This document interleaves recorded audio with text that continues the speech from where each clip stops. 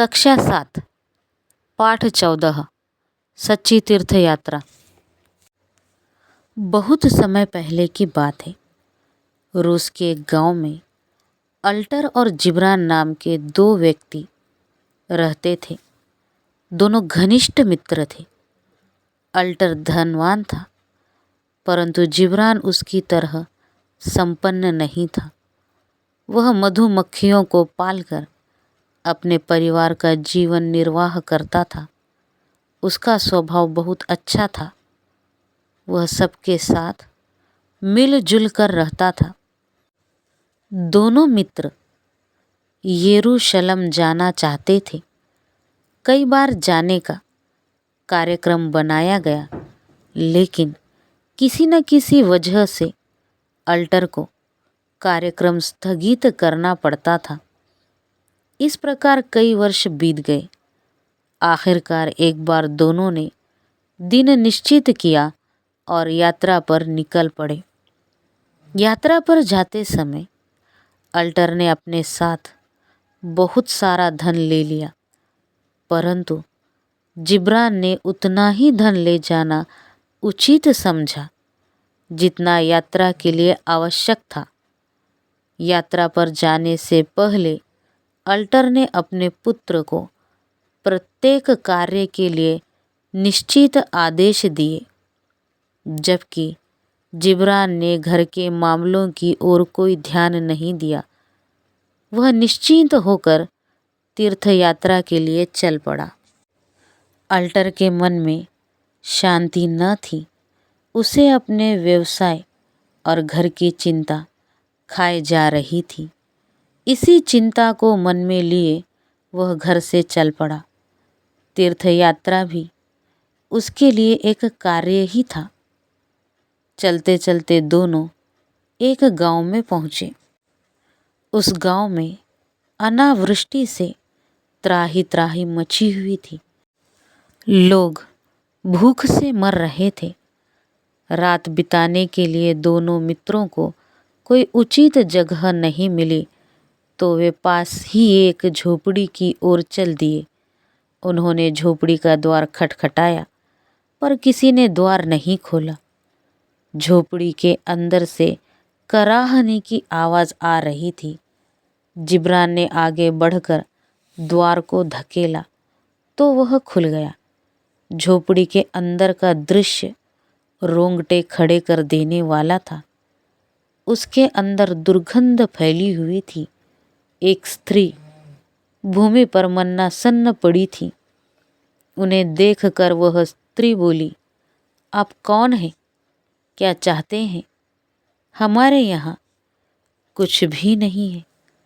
तभी एक बच्चा आया और बोल उठा, बाबा, हम भूखे हैं, हमें कुछ खाने को दो। एक व्यक्ति लड़खड़ाता हुआ आया और गिर पड़ा। वह बोला, हम भूख और रोग से मर रहे हैं, कृपया हमारी मदद कीजिए। जिब्रान ने अपना थैला खोला और उसमें से रोटी निकालकर लड़के को दी। लड़का क्षण भर में रोटी गटक गया। उसने थैले से कुछ और रोटियां निकालकर स्त्री और पुरुष को भी दी। फिर पास के कुएं से पानी लाकर उन्हें पिलाया। अल्टर को यह सब पसंद नहीं आया। वह झोपड़ी के बाहर ही बैठा रहा। वह वहां से जाना चाहता था, पर मित्र को छोड़कर नहीं जाना चाहता था। उसने जिब्रान को समझाने का प्रयास किया, मित्र, हम यहाँ रुके तो बीमार पड़ जाएंगे। हमें यरूशलेम पहुँचना है। व्यर्थ में समय क्यों नष्ट करें? चलो यहाँ से। यह झोपड़ी दुर्गंध से भरी पड़ी है। जिब्रान ने कहा, मित्र, तुम जाओ।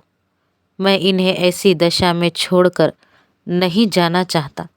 जब तक इन लोगों में चलने फिरने की हिम्मत नहीं आ जाती, तब तक मैं यहीं रहूँगा। बार बार कहने पर भी जब जिब्रान चलने को तैयार नहीं हुआ, तो अल्टर उसे छोड़कर आगे चल दिया। इसके बाद जिब्रान ने उन लोगों की सेवा शुरू कर दी। उनके घर की साफ सफाई करके खाना पकाया, घर के लिए ज़रूरी सामान खरीद कर लाया। इस तरह कई दिन बीत गए। कभी वह सोचता कि यरूशलेम के लिए चल देना चाहिए, परंतु उन लोगों की दशा देखकर उसका दिल भर आता। उसकी सेवा से धीरे धीरे तीनों स्वस्थ हो रहे थे, इसलिए जिब्रान वहीं रुक गया। उसने उन लोगों के लिए एक गाय, खेत में बोने के लिए बीज और अगली फसल तक के लिए अनाज खरीद कर रख दिया।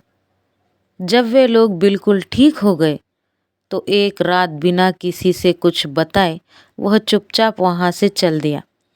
उसके सारे रुपए समाप्त हो गए थे, इसलिए वह यरूशलेम जाने की बजाय घर की ओर चल दिया। वह घर पहुँचा तो उसे देखकर परिवार के सदस्य प्रसन्न हो गए। उन्होंने पूछा, आप यरूशलेम हो आए? अल्टर कहाँ है?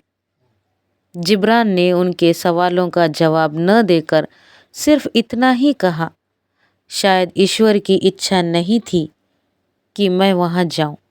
मेरा सारा धन रास्ते में खर्च हो गया, इसलिए मैं आगे न जाकर वापस आ गया। फिर वह अपने काम में लग गया।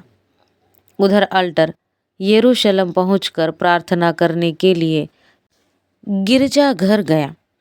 वहाँ बड़ी भीड़ थी। उसे अपने धन की सदा चिंता लगी रहती थी। प्रार्थना के समय भी वह अपनी जेब टटोलता रहा। उसे डर था कि कहीं उसका धन चोरी न हो जाए। इस चिंता में वह प्रार्थना भी सही से नहीं कर पा रहा था। गिरजाघर में काफ़ी भीड़ थी। गिरजाघर के भीतरी भाग में दीप जल रहे थे।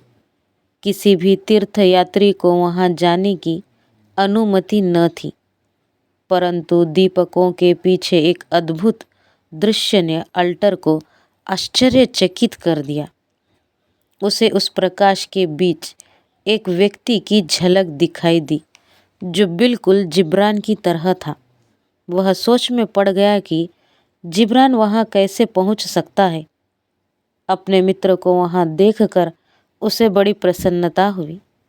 वह सोचने लगा कि जिब्रान कितना भाग्यशाली है जो उसे गिरजाघर के भीतरी भाग में जाने की अनुमति मिल गई। मैं भी उसकी मदद से वहाँ पहुँच सकता हूँ। जब प्रार्थना समाप्त हुई तो भीड़ बाहर जाने लगी। अल्टर भी भीड़ के आगे आगे चल दिया। बाहर आकर उसने जिब्रान का इंतज़ार किया, पर जिब्रान नहीं आया। दूसरे और तीसरे दिन भी यही हुआ।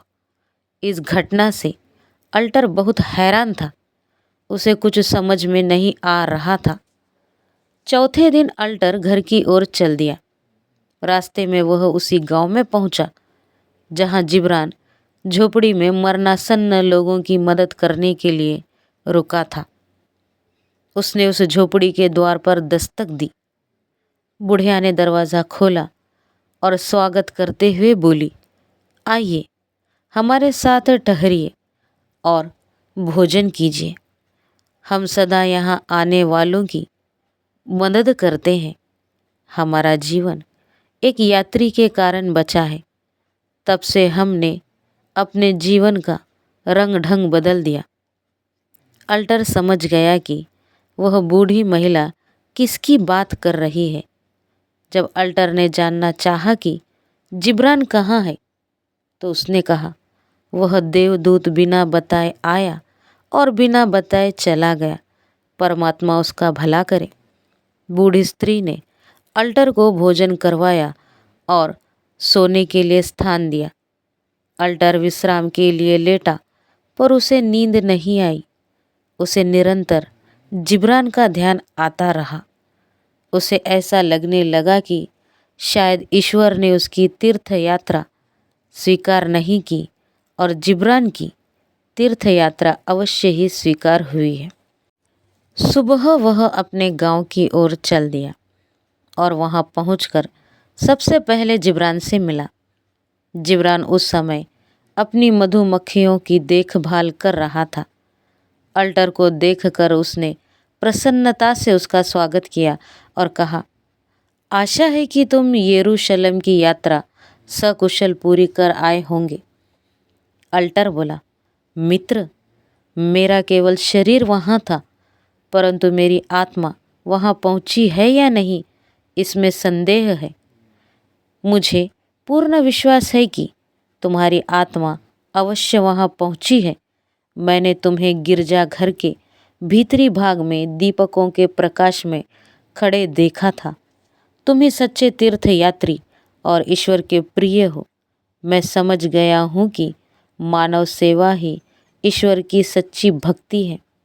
दीन दुखियों की सेवा ही सच्ची तीर्थ यात्रा है।